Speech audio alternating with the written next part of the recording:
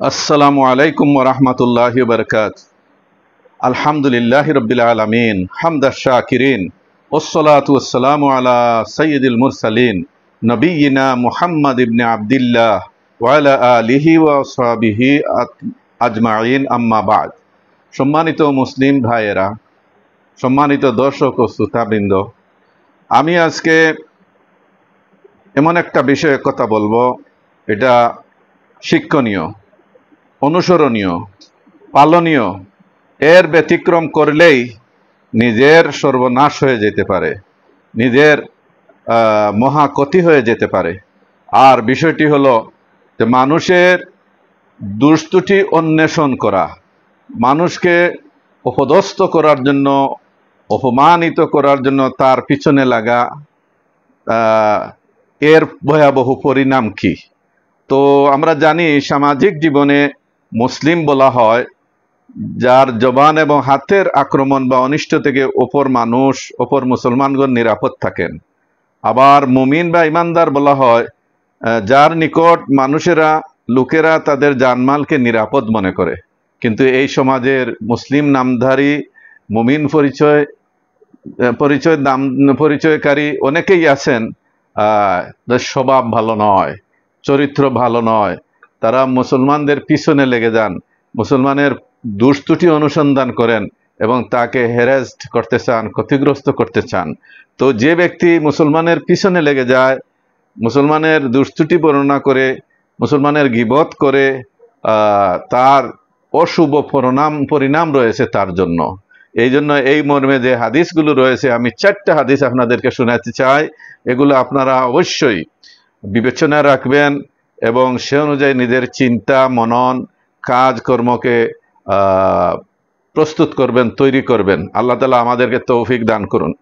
Abu Berjaya আল আসলামী রাদিয়াল্লাহু তাআলা আনহু থেকে বর্ণিত, রাসূল করিম সাল্লাল্লাহু আলাইহি ওয়াসাল্লাম বলেছেন, ইয়া মাশারা মান আমানা বিলিসানিহি ওয়া লাম ইয়াদখুলিল ঈমানু ফি কলবাহু লা তাগতাবুল মুসলিমিন। হে ওই সমস্ত লোক যারা শুধু মুখে মুখে ঈমান এনেছ আর ঈমান অন্তরে প্রবেশ করেনি, তারা শুনো, লা তাগতাবুল মুসলিমিন, তোমরা মুসলমানদের গীবত করো না, দুশ্চর্চা করো না। ওয়ালা তাত্তাবিউ আওরাতিহিম, তাদের গোপন দুষ্ত্রুটির অনুসন্ধান করো না, পিছনে লেগে যেও না। ফাইন্নাহু মানিত্তাবা আওরাতিহিম ইয়াত্তাবিল্লাহু আওরাতাহু, কেননা যে ব্যক্তি তাদের গোপন দুষ্ত্রুটি অনুসন্ধান করবে, আল্লাহ তাআলা তার দুষ্ত্রুটি অনুসন্ধান করবেন। ওমান ইয়াত্তাবিল্লাহু আওরাতাহু ইউফদিহুহু ফি বাইতিহি, আর আল্লাহ তাআলা যার গোপন দুষ্ত্রুটি অনুসন্ধান করবেন, আল্লাহ তাআলা সে তার ঘরে অবস্থান করলেও তাকে লাঞ্ছিত, অপমানিত করবেন। এই হাদিসটি ইমাম আবু দাউদ বর্ণনা করেছেন, ইমাম আহমদ বর্ণনা করেছেন, ইমাম মুনজিরি বর্ণনা করেছেন। হযরত আব্দুল্লাহ ইবনু ওমর রাদিয়াল্লাহু আনহু থেকে বর্ণিত আছে, নবী করিম সাল্লাল্লাহু আলাইহি সাল্লাম বলেছেন, ইয়া মাশারা মান আমানা বিলিসানিহি ওয়া লাম ইউফজিল ঈমানু ইলা কলবিহি, হে ওই সমস্ত লোক যারা মুখে মুখে ঈমান এনেছো কিন্তু ঈমান অন্তর পর্যন্ত পৌঁছায়নি, লা তাগতাবুল মুসলিমিন, তোমরা মুসলমানদের দুষ্ত্রুটি চর্চা করো না, গীবত করো না। ওয়ালা তাত্তাবিউ আওরাতিহিম, তাদের গোপন দুষ্ত্রুটির অনুসন্ধান করো না, পিছনে লেগে যেও না।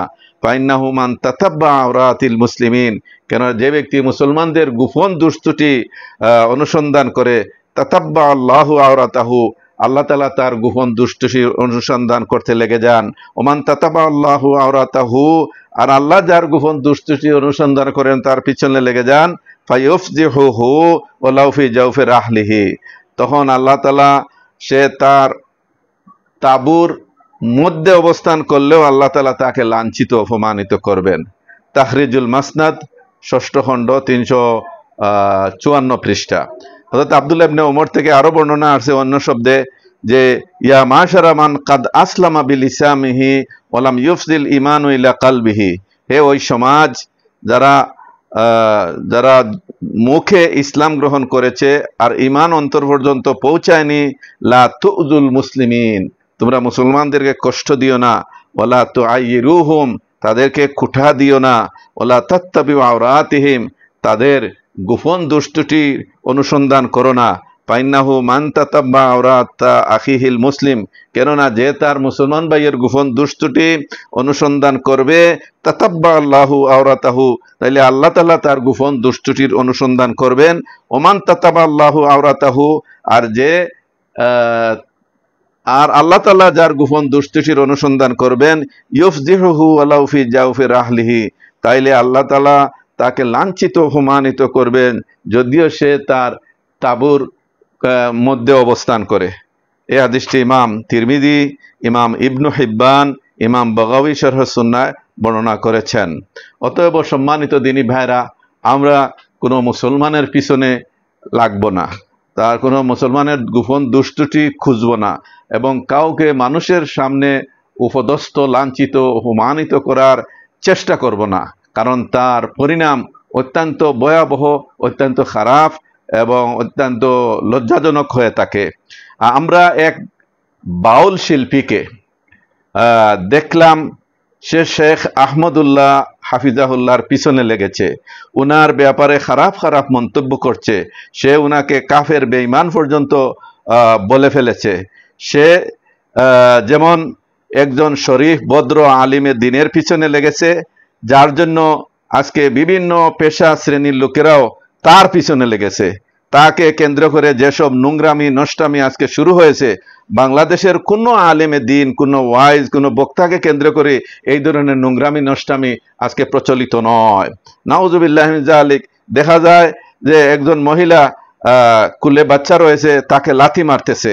দেখা যায় একজন মুরগির পায়ুপথ থেকে সে বের হয়েছে এবং সে বাং দিচ্ছে। দেখা গেছে যে তার বাউল গানের সাথে উলঙ্গ নারীরা নাচতাছে, নাউজুবিল্লাহ মিন যালিক। আবার দেখা গেছে যে তার নামে গরুর নাম রাখা হয়েছে। দেখা গেছে তার নাচানাচি গানের সাথে গরু নাচতেছে। আবার দেখা গেছে তার নাচানাচি গানের সাথে কুকুর নাচতেছে, তার মুখে কুকুর প্রস্রাব করতেছে। আবার দেখা গেছে যে স্টেজে তার সামনে যুবক তার লজ্জাস্থান প্রদর্শন করছে। আবার দেখা গেছে তার সাথে কুকুর গেউ গেউ করতেছে। আবার দেখা যায় হিন্দু গায়করা তার প্রশংসায় পঞ্চমুখ।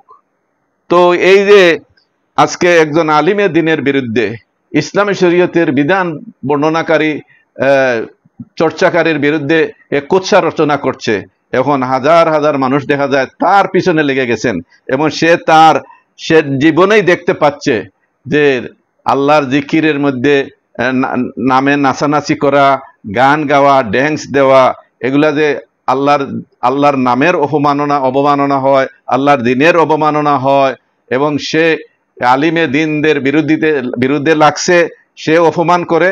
এবং আজকে দেখা যায় মানুষের কাছে সে অপমানিত হচ্ছে। একেই বলে যেমন কর্ম তেমন ফল, এটা হাদিসে বলা হয়েছে, কামা তাদিন উত্তুদানু, যেমন কর্ম তেমন ফল। তা আল্লাহ তাআলা তার অনিষ্ট থেকে আমাদের সর্বসাধারণ মুসলমানদেরকে হেফাজত করুন, উলামা ইসলামদেরকে হেফাজত করুন। তার ভাগ্যে হেদায়েত থাকলে আল্লাহ হেদায়েত দান করুন, অথবা তার ব্যাপারে আল্লাহ তাআলা ফয়সালা গ্রহণ করুন। তো আমরা সম্মানিত দিনী ভাইরা, আমরা কোনো মানুষেরই পিছনে লাগবো না, কোনো মানুষের গোপন দুষ্টিসি অনুসন্ধান করব না। আল্লাহ রাব্বুল আলামিন আমাদেরকে হেফাজত করুন, আমাদের বংশধরকে হেফাজত করুন, সর্বস্তরের মুসলমানদেরকে হেফাজত করুন। আসসালামু আলাইকুম ওয়া রাহমাতুল্লাহি ওয়া বারাকাতুহু।